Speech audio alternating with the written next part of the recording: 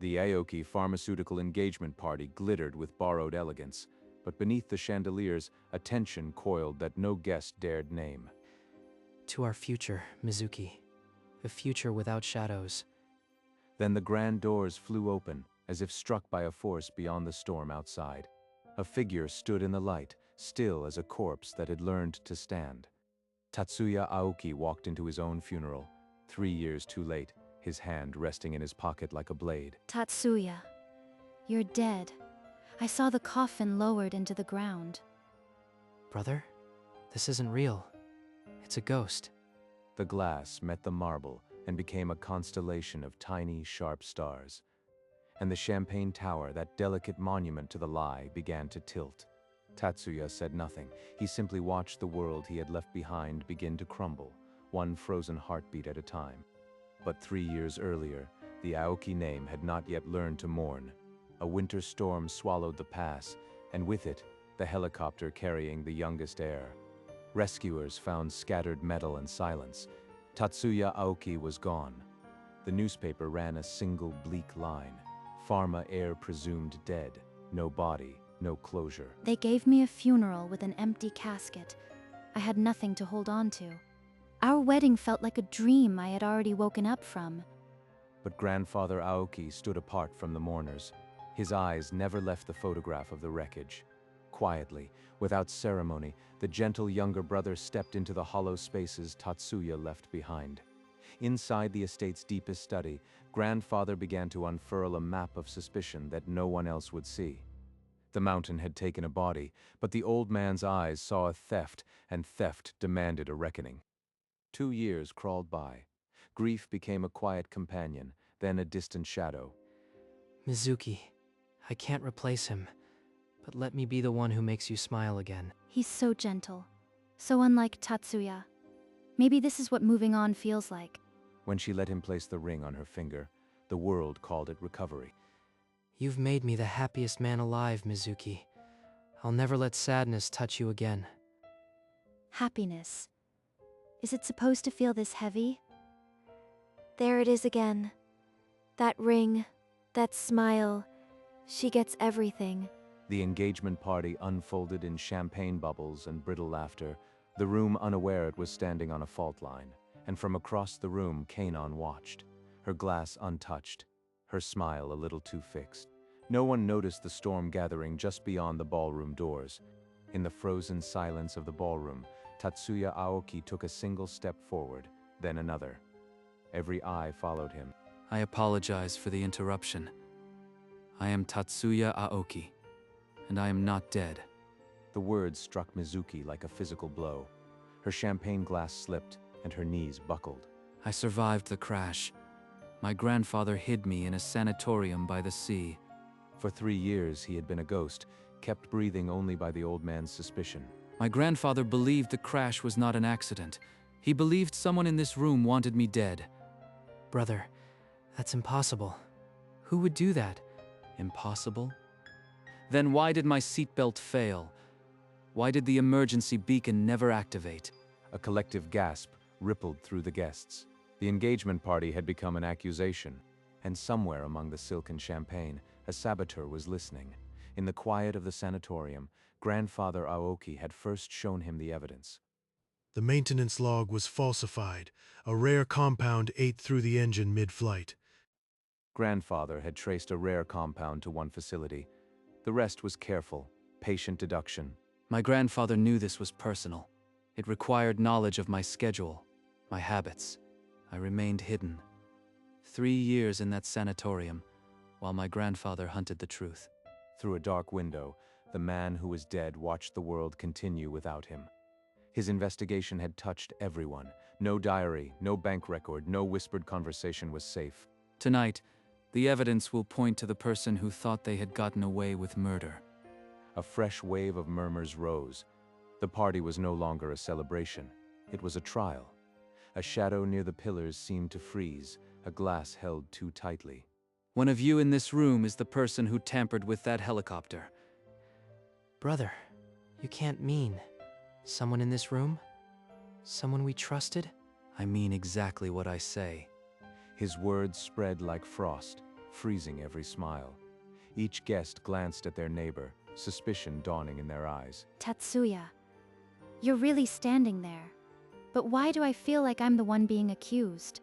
Near the edge of the crowd, Kanan took an unsteady step backward, her clutch pressed so tightly her knuckles blanched. He can't know. I left no trace. I made sure of it.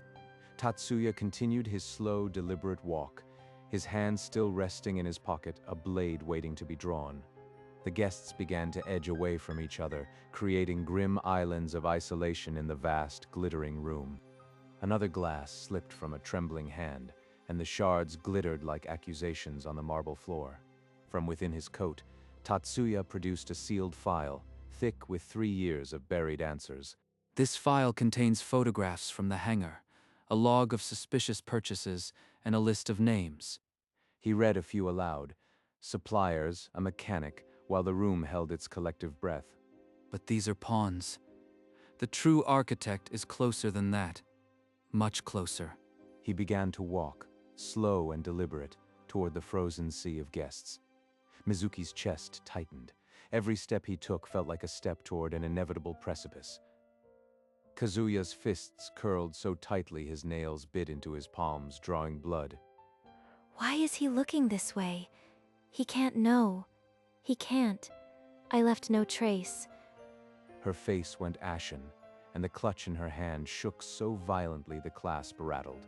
Then Tatsuya's voice cut through the silence again, softer than before but infinitely more dangerous. Tatsuya raised one hand, and the grand doors opened once more. Grandfather Aoki stepped inside, his cane striking the marble like a judgment being delivered. I have spent 3 years in the dust and dark.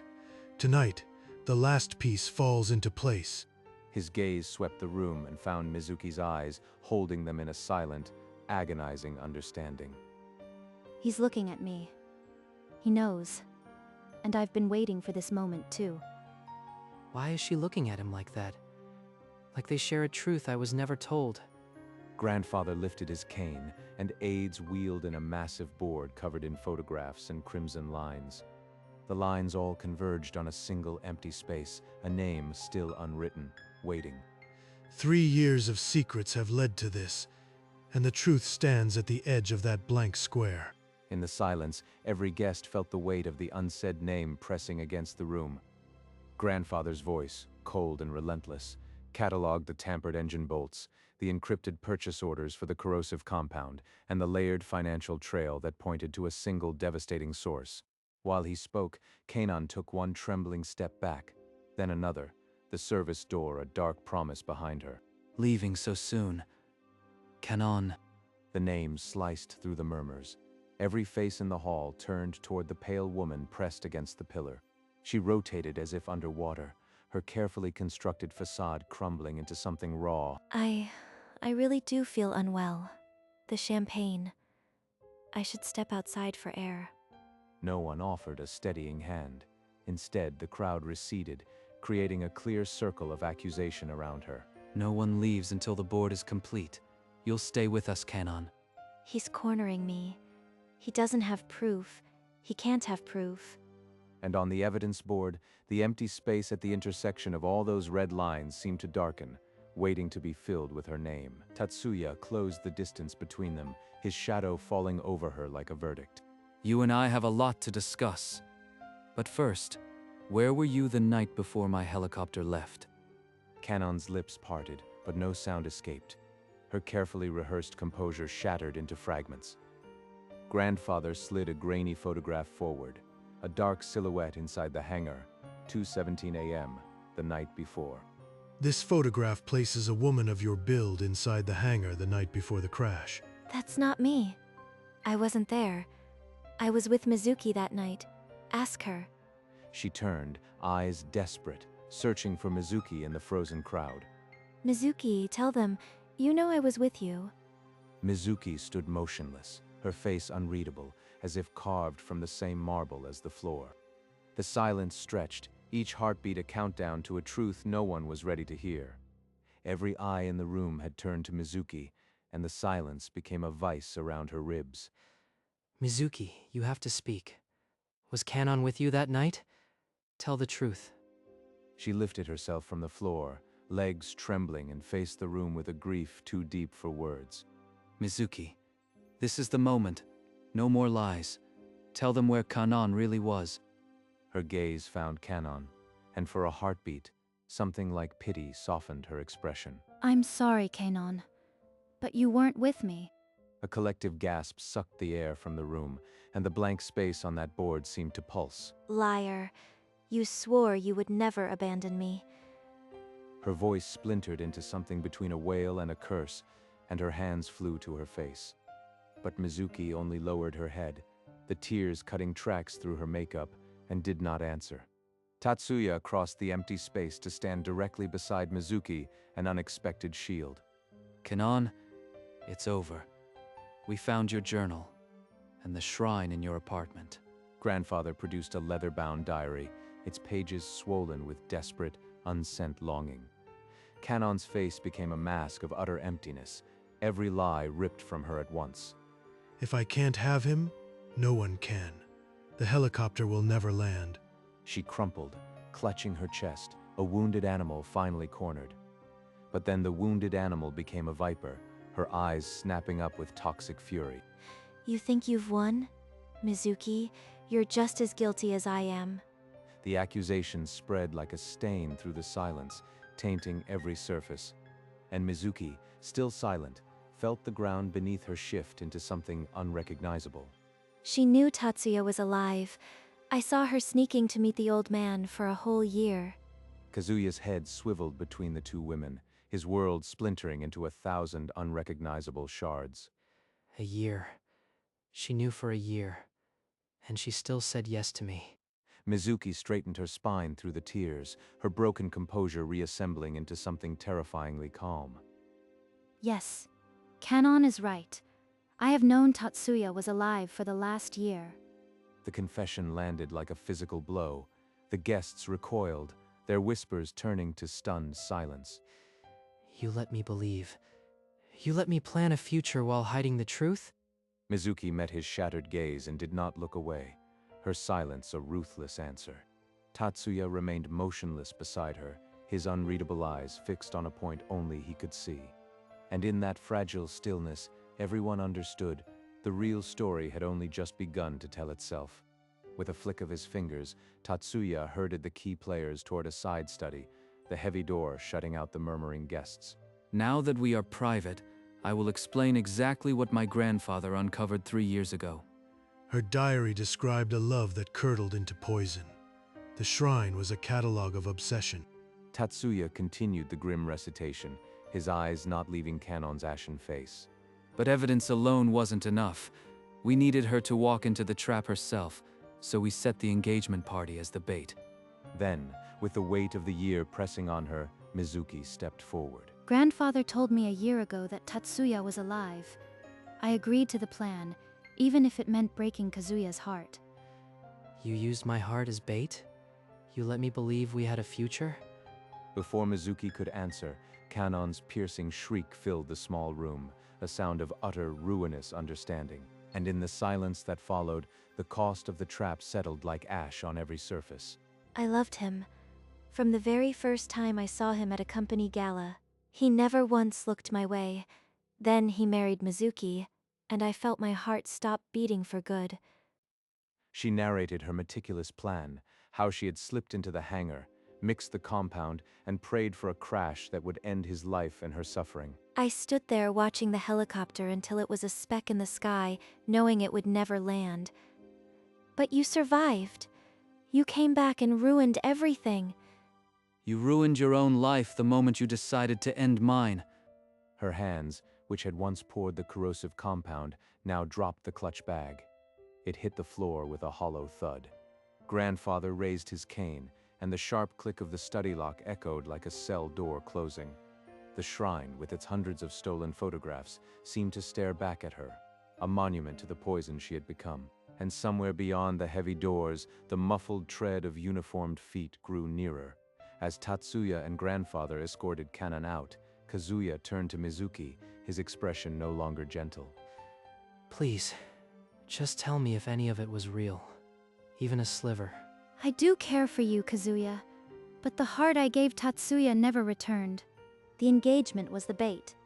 I agreed to hurt you to trap Kanon. I'm so sorry. Sorry?